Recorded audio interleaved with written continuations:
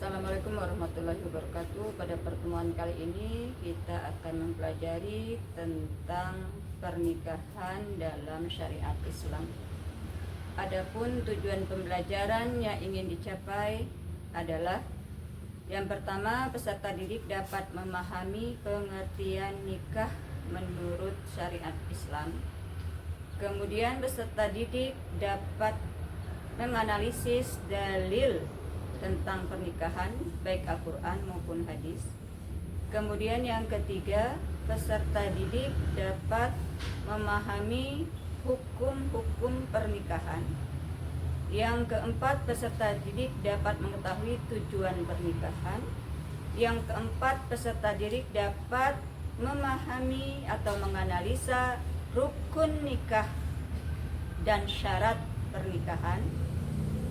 Kemudian peserta didik dapat mengetahui bagaimana syarat memilih pasangan hidup dalam Islam. Nikah adalah suatu akad yang menghalalkan hubungan laki-laki dan perempuan yang bukan muhrim, sehingga menimbulkan suatu hak dan kewajiban serta tanggung jawab di antara keduanya untuk membina rumah tangga yang sakinah, mawaddah, warahmah. Perintah menikah itu terdapat dalam surah Ar-Rum ayat 21 bahwa Allah menciptakan manusia itu berpasang-pasangan. Kemudian diperintah menikah itu untuk menciptakan ketenangan, kedamaian dan kasih sayang di antara dua anak manusia. Hukum nikah awalnya sunnah. Kita kan suka dengar tuh nikah itu mengikuti sunnah Rasul. Ternyata nikah itu sunnah jika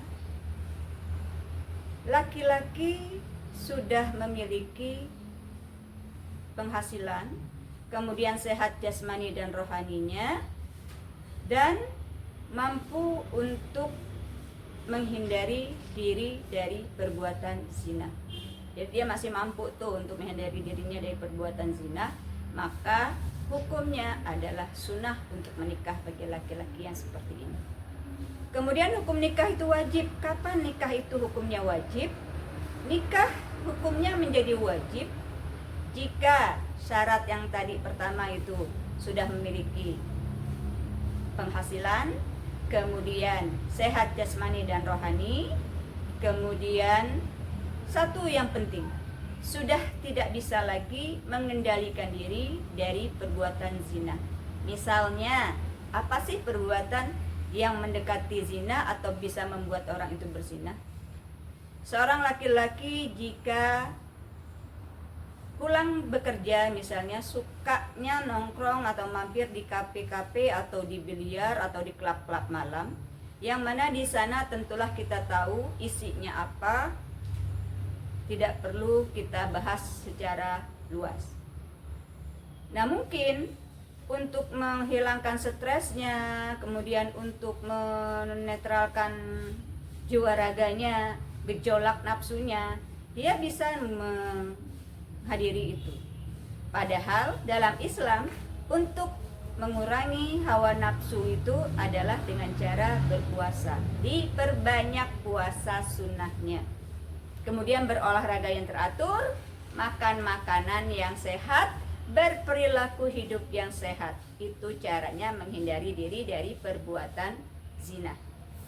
Jadi bagi laki-laki yang sudah tidak mampu lagi membentengi dirinya dari perbuatan zina, maka segeralah lamar wanita yang sudah ada, yang cocok bagi dirinya untuk menjadi pasangan hidupnya agar menjadi halal dan terhindar dari perbuatan zina. Kemudian dalam pernikahan itu harus ada kriteria pasangan. Di dalam Islam dianjurkan memilih pasangan itu karena 4. Apa itu 4?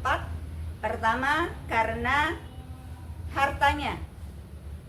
Yang kedua, karena tampan, cantik, ganteng, itu karena parasnya. Yang ketiga, karena keturunannya. Terakhir, karena agamanya. Kenapa agama diletakkan di akhir kriterianya? pasti ada alasannya. Kalau harta bisa berkurang, tidak selalu harta itu tetap. Ada banyak, kadang-kadang sedikit. Kemudian seiring dengan waktu, paras kita pun akan memudar. Dari muda menjadi tua. Tidak bertahan lama. Kemudian yang keempat, keturunan. Keturunan ini misalnya keturunan orang baik-baik, kemudian keturunan orang yang keluarganya misalnya banyak anaknya, pendidikannya bagus, itu yang disebut keturunan. Bobot bebet kalau kata orang Jawa. Nah, agama diletakkan di akhir. Kenapa? Karena tiga hal di atas ini tidak abadi sifatnya. Tapi kalau kita memilih pasangan karena agamanya, maka kita akan menjadi manusia yang pandai bersyukur. Kekurangan-kekurangan yang ada ini akan tertutupi dengan kita memahami agama. Maka cari sebenarnya itu adalah pasangan yang agamanya kompeten. Sholatnya rajin, puasanya rajin, yang sunah-sunah, kemudian ngajinya rajin, taklimnya rajin. Jadi mempelajari ilmu agama itu tidak ada batasnya. Explore terus sampai akhir hayat kita. Karena kualitas ibadah pun harus selalu diperbaiki dari waktu ke waktu. Jadi itu pentingnya memilih agama. Agama pun harus satu agama. Karena apa? Di dalam Islam nikah dua agama itu tidak boleh, tidak sah ya. Karena apa? Karena tidak satu keyakinan. Harus sama-sama muslim kalau dia mau menikah. Agamanya harus satu, nggak boleh dua. Nah, rukun nikah yang pertama adalah adanya calon suami.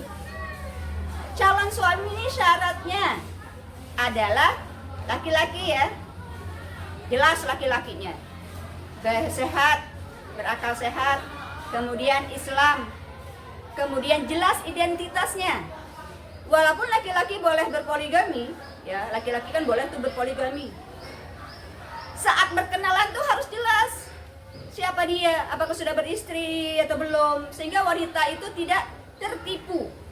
Jangan sampai nanti pas akad nikah anak dan istrinya muncul gitu kan, jadi masalah.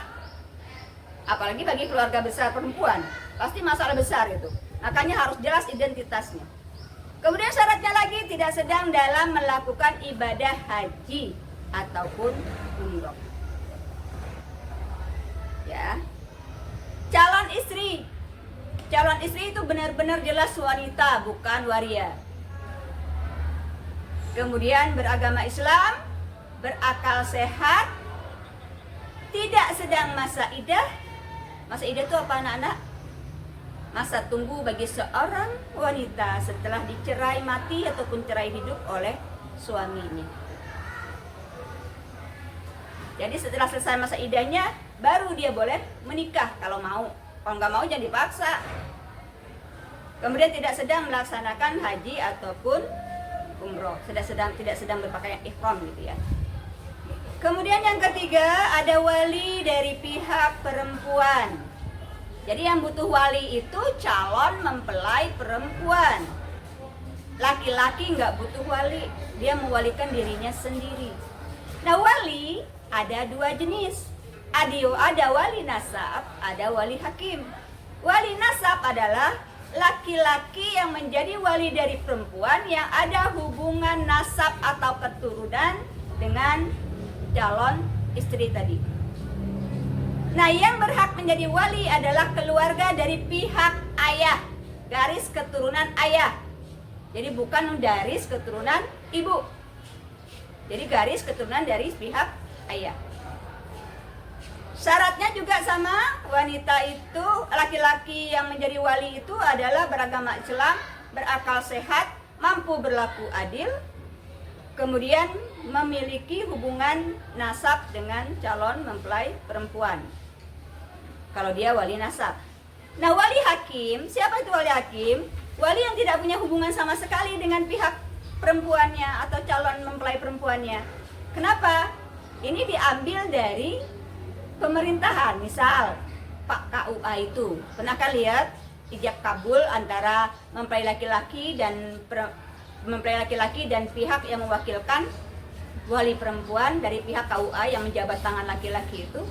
Karena mungkin perempuan itu sudah tidak punya keluarga dari pihak ayah dan tidak punya adik atau kakak. Itu diwakilkan oleh, boleh Bapak KUA, boleh Pak RT, boleh Pak RW, boleh Pak Ustadz, boleh Pak Presiden, boleh Pak Camat, boleh Pak Gubernur, boleh Pak Menteri. Yang jelas orang-orang itu tidak punya hubungan kekeluargaan atau nasab dengan mempelai perempuan. Itu wali hakim. Kemudian antara mempelai laki-laki dan perempuan tadi ada ketinggalan syaratnya, tidak mempunyai hubungan sepersusuan, tidak mempunyai hubungan keturunan. Sepersusuan itu apa sih? Menyusu pada ibu yang sama, walaupun hanya satu isapan. Menyusu pada ibu yang sama, ibu asinya sama gitu ya. Nah, maka dia sepersusuan, maka nggak boleh nikah. Kemudian rukun yang keempat, adanya saksi.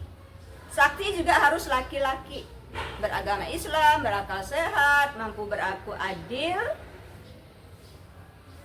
Itu syarat dari seorang saksi. Yang terakhir yang gak kalah penting adalah ijab kabul.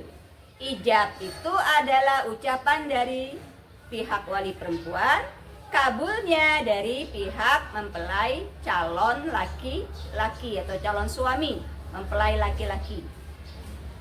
Nah, syaratnya antara ijab dan kabul itu tidak boleh terjeda, harus nyambung, nggak boleh dijeda.